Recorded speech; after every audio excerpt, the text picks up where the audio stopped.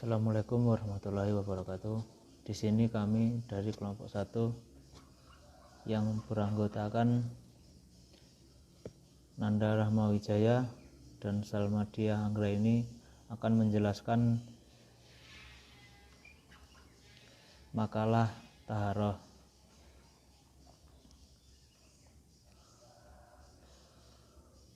Pendahuluan. Latar belakang. Manusia adalah makhluk Allah yang paling sempurna dan dimuliakan, seperti tertera dalam surat Al-Tin ayat 4 yang artinya sesungguhnya kami telah menciptakan manusia dalam bentuk yang sebaik-baiknya. Karena manusia diciptakan oleh Allah bukan sekedar untuk hidup di dunia ini kemudian meninggal tanpa penanggung jawab, tetapi manusia diciptakan oleh Allah hidup di dunia untuk beribadah. Dan aku tidak menciptakan jin dan manusia melainkan supaya mereka menyembahku. Quran surat Az-Zariyat ayat 56. Padahal mereka tidak disuruh kecuali supaya menyembah Allah dengan memurnikan ketaatan kepadanya dalam menjalankan agama dengan lurus.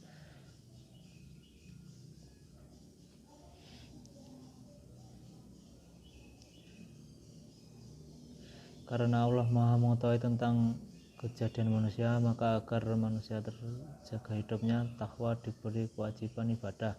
Tegasnya manusia diwajibkan beribadah agar manusia itu mencapai takwa. Isi pembahasan ibadah menurut Nuaini sebagai persoalan ibadah pada 5 kitab, yakni sholat, zakat, siam, haji, dan jihad. Umumnya ulama memasukkan soal taharah pada pembahasan ibadah. Profesor Hasbi dalam pengantar fikih mengemukakan bahwa yang wajar pembahasan ibadah itu meliputi taharah, salat, jinayah, siam, zakat fitrah, haji, jihad, nasar, kurban, zabiyah, said, akikah, makan dan minum.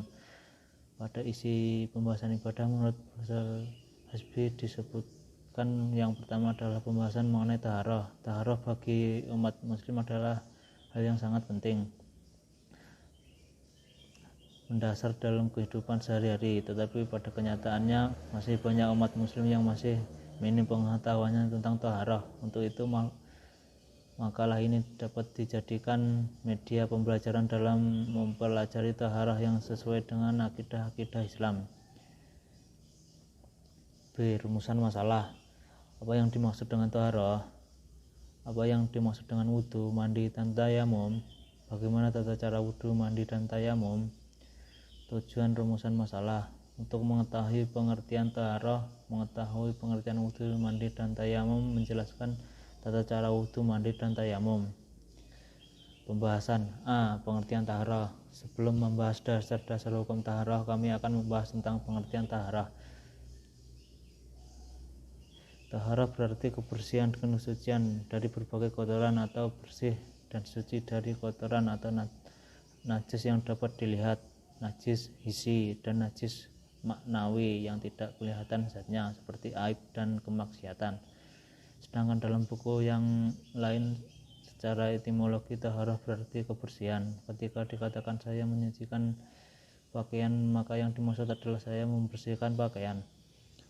Dalam buku fikih ibadah secara bahasa at-taharah berarti bersih dari kotoran-kotoran baik yang kasat maupun tidak. Sedangkan menurut istilah terminologi taharah adalah menghilangkan hadas, menghilangkan najis atau melakukan sesuatu yang semakna atau memiliki bentuk serupa dengan kedua kegiatan tersebut. Jenis-jenis taharah. Taharah terbagi kepada 2 bagian. 1. Taharah daripada najis dari hukum syar'i ialah segala benda yang kotor yang mencegah kita dari melakukan sholat, tawaf, memberi khutbah Jumat, dan sebagainya. Akan tetapi tidak bermakna semua benda yang kotor itu adalah najis, tetapi najis adalah kotor. 2. Taharah daripada hadas. Hadas pula terbagi 2, hadas kecil dan hadas besar. Berhadas kecil dikatakan sebagai perkara-perkara yang membatalkan wudhu dan boleh dihilangkan dengan sekedar mengambil wudhu. B. Macam-macam pembagiannya. Air yang dipakai bersuci ialah air yang bersih, suci dan mensucikan, yaitu yang turun dari langit atau keluar dari bumi yang belum dipakai untuk bersuci. Macam-macam air. Air yang dapat dipergunakan untuk bersuci baik dari hadas atau dari najis itu ada 7 macam. 1. Air hujan. 2. Air sumur. 3. Air laut. 4. Air sungai. 5. Air salju. 6. Air telaga. 7. Air embun. Pembagian air. Air tersebut kalau ditinjau dari segi penggunaannya dibagi menjadi 4 bagian. 1. Air suci dan mensucikan, yaitu air mutlak, artinya air yang masih murni, dapat digunakan untuk bersuci dengan tidak makruh. Air mutlak artinya air yang sewajarnya. 2. Air suci dan dapat mensucikan tetapi makruh digunakan, yaitu air musyamas, air yang dipanaskan dengan matahari di tempat logam yang bukan emas. 3. Air suci tetapi tidak dapat mensucikan seperti air muktamal, telah digunakan untuk bersuci, menghilangkan hadas atau menghilangkan najis walaupun tidak berubah rupanya, rasanya dan baunya. Air mutanajis, yaitu air yang kena najis, kemasukan najis, sedang jumlahnya kurang dari 2 kulah, maka air yang semacam ini tidak suci dan tidak dapat mensucikan. Jika lebih dari 2 kulah dan tidak berubah sifatnya, maka sah untuk bersuci. 2 kulah sama dengan 216 liter. Jika berbentuk bak, maka besarnya panjang 60 cm dan dalam atau tinggi 60 cm. Peringatan: ada suatu macam air lagi ialah suci dan mensucikan tapi haram memakainya, yaitu air yang diperoleh dari ghasab atau mencuri atau mengambil tanpa izin. C. Wudhu. Arti wudhu. Wudhu menurut bahasa artinya bersih dan indah, sedangkan menurut syarak artinya membersihkan anggota wudhu untuk menghilangkan hadas kecil. Orang yang hendak melaksanakan sholat wajib lebih dahulu berwudhu, karena wudhu adalah menjadi syarat sahnya sholat. Fardu wudhu ada 6 perkara. 1. Niat ketika membasuh muka. 2. Membasuh seluruh muka. 3. Membasuh kedua tangan sampai siku-siku. 4. Mengusap sebagian rambut kepala. 5. Membasuh kedua belah kaki sampai mata kaki. 6. Tertib berurut-urut, artinya mendahulukan yang harus dahulu dan mengakhirkan mana yang harus diakhirkan. Syarat-syarat wudhu ialah Islam. 2. Tamyiz, yakni dapat membedakan baik buruknya suatu pekerjaan. 3. Tidak berhadas besar. 4. Dengan air suci lagi mensucikan. 5. Tidak ada sesuatu yang menghalangi air sampai ke anggota wudhu, misalnya getah, cat, dan sebagainya. 6. Mengetahui mana yang wajib, fardu, dan mana yang sunnah. Sunnah-sunnah wudhu. 1. Membaca basmalah. 2. Membasuh kedua telapak tangan sampai pergelangan. 3. Berkumur-kumur. 4. Membasuh lubang hidung sebelum berniat. 5. Menyapu seluruh kepala dengan air. 6. Mendahulukan anggota kanan daripada kiri. 7. Menyapu kedua telinga luar dan dalam. 8. Meniga-kalikan membasuh. Untuk presentasi setelah ini akan dibacakan oleh kelompok saya, yaitu Salmadia Anggraini. Di sini saya akan menjelaskan mandi wajib. Pengertian mandi wajib atau mandi junub atau mandi besar adalah mandi dengan menggunakan air suci dan bersih, air mutlak yang mensucikan dengan mengalirnya air tersebut di seluruh tubuh mulai dari ujung rambut hingga ujung kaki. Tujuannya mandi wajib adalah untuk menghilangkan hadas besar yang harus dihilangkan sebelum melakukan ibadah sholat. Sebab-sebab atau alasan seseorang harus mandi wajib atau mandi besar atau mandi junub. 1. Mengeluarkan air mani, baik disengaja maupun tidak disengaja. 2. Melakukan hubungan suami istri. 3. Selesai haid atau menstruasi. 4. Melahirkan atau wiladah dan pasca melahirkan atau nifas. Meninggal dunia yang bukan mati syahid. 5 loh tadi. Tata cara mandi wajib. 1. Membaca niat. Nawaitu huslari rofil hadasil akbari fardolillahi ta'ala, yang artinya aku berniat mandi wajib untuk menghilangkan hadas besar fardu karena Allah. Terus yang kedua, membilas atau membasuh seluruh badan dengan air mutlak yang mensucikan dari ujung kaki hingga ujung rambut dengan merata. Yang ketiga, hilangkan najis bila ada. Yang keempat, sunnah mandi wajib. 1. Sebelum mandi membaca basmalah. 2. Membersihkan najis terlebih dahulu. 3. Membasuh badan sebanyak 3 kali. 4. Melakukan wudhu atau wudhu sebelum mandi wajib. 5. Mandi menghadap kiblat. 6. Mendahului badan sebelah kanan daripada yang sebelah kiri. 7. Membaca doa setelah wudhu. 8. Dilakukan sekaligus selesai saat itu juga atau muamalah. Di sini saya akan menjelaskan bab tayamum. Tayamum adalah mengusapkan tanah ke muka dengan kedua tangan sampai ke siku dengan beberapa syarat. Tayamum adalah pengganti wudhu atau mandi sebagai ruksah atau keringanan untuk orang yang tidak dapat memakai air karena beberapa uzur.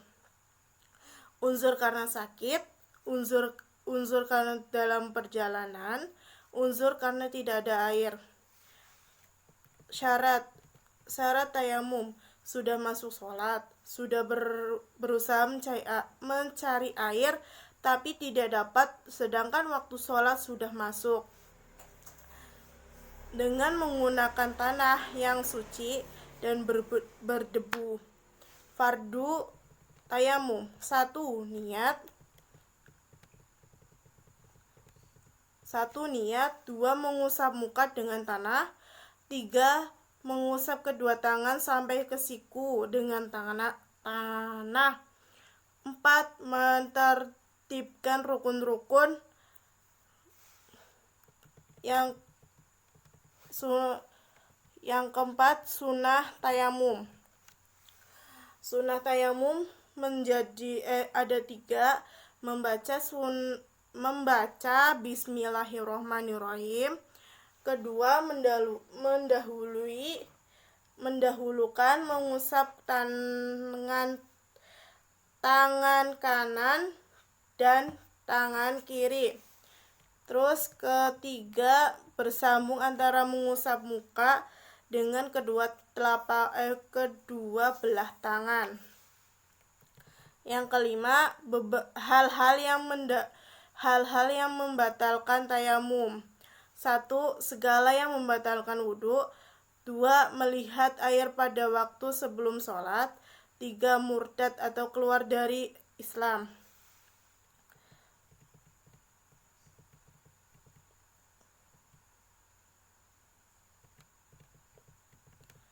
Di sini saya akan menjelaskan tentang cara bertayamum. 1. Tadi kan niat. Niat itu bisa baca dalam hati. Yang kedua, tangan diletakkan ke pasir, tanah atau apa yang suci. Lalu sesudah itu ke muka. Terus habis itu ke tangan sebelah kanan sampai ke siku. Terus habis itu lagi tangan kanan sampai ke siku, seperti wudhu. Tapi kalau wudhu sama kaki juga. Kalau tayamum cukup muka sama kedua tangan.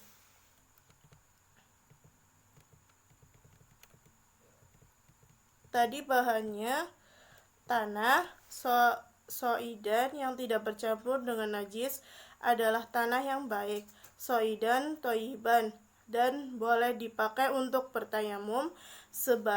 Sebaliknya, tanah yang tidak bisa diperbolehkan untuk dipakai tayamum. Kata soidan digunakan hanya untuk tanah yang berdebu. Apabila debu itu bercampur dengan kapur, jerami halus, tepung gandum, atau yang lainnya, maka diperbolehkan bertayamum dengan debu tersebut sampai debu itu benar-benar tidak bercampur dengan suatu apapun. Apabila batu, pembikar, atau marmer yang harus ditumbuk halus menjadi debu tetap tidak sah digunakan bertayamum karena benda tersebut mengandung bahan kimia yang dapat membahayakan kulit, dan sudah jelas dalam ayat Al-Quran juga menerangkan untuk bertayamum dengan debu dari tanah. Lalu di sini saya akan menjelaskan tentang bab najasah. Pengertian secara bahasa, an-najasah bermakna kotoran.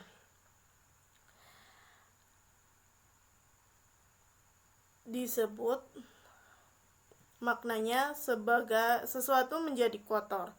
As-Safiyah mendefinisikan an-najasah adalah dengan makna kotoran yang menghalangi sholat. Sedangkan Al-Malikiyah mendefinisikan an-najasah sesuatu yang bersifat hukum yang mewajibkan untuk sifatnya penghalangan atas sholat dengan sifat itu atau disebut sifat itu.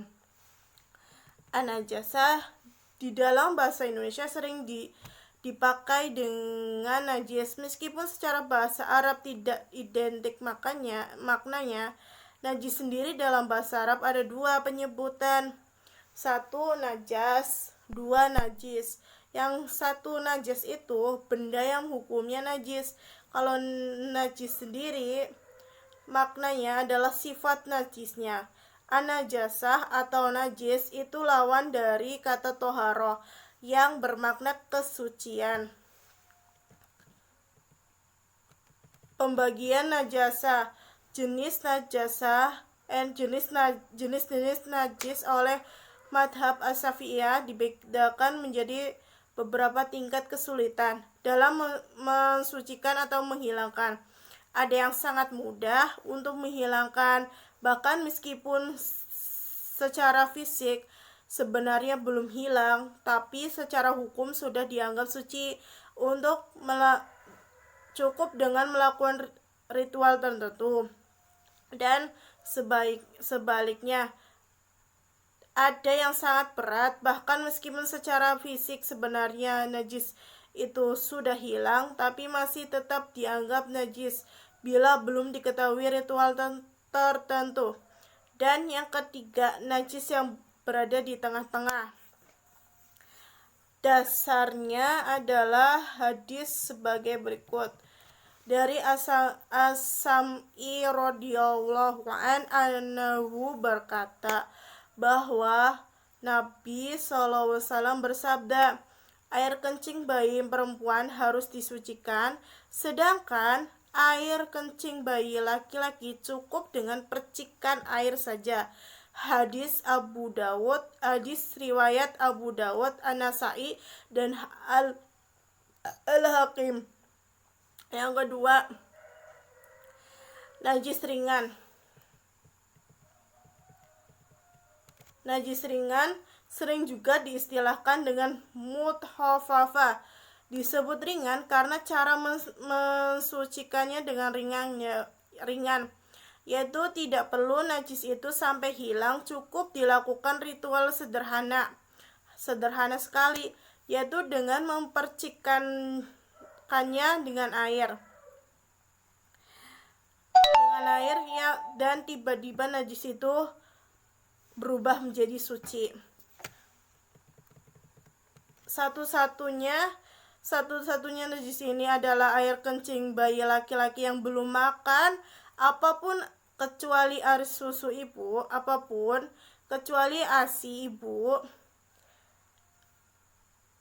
Bila bayi perempuan, maka air kencingnya tidak termasuk dalam najis ringan, tetapi tetap dianggap najis seperti umumnya. Demikian juga bayi laki-laki yang itu sudah pernah mengonsumsi makanan selain ASI seperti susu kaleng, buatan pabrik, maka air kencingnya sudah tidak bisa dikatakan najis ringan. Najis berat sering diistilahkan dengan najis mukhaladah. Disebut najis yang berat karena tidak bisa disucikan begitu saja dengan mensucikan dengan menghilangkannya secara fisik, tetapi harus dilakukan praktek ritual tertentu.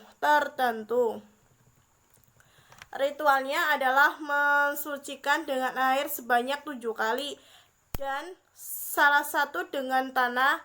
Pensuciannya 7 kali ini semata-mata hanya upacara ritual. Demikian juga pengguna tanah sama sekali tidak bisa kaitkan dengan manfaatnya. Penggunaan tanah itu tidak diniatkan misalnya untuk membunuh bakteri, virus dan racun tertentu yang terkandung pada najis itu, tetapi semata-mata hanya ritual dari Allah Subhanahu wa Ta'ala ingin disembah dengan cara itu. Najis pertengahan sering disebut dengan mutawasitoh. Disebut pertengahan lantaran posisi yang di tengah-tengah antara najis ringan, najis berat. Untuk mensucikan najis ini cukup dihilangkan secara fisik ain najisnya, hingga 3 indikatornya sudah tidak ada lagi. 3 indikatornya adalah warna, rasa, dan aroma. Sekian dari saya, dari kelompok kami. Wassalamualaikum warahmatullahi wabarakatuh.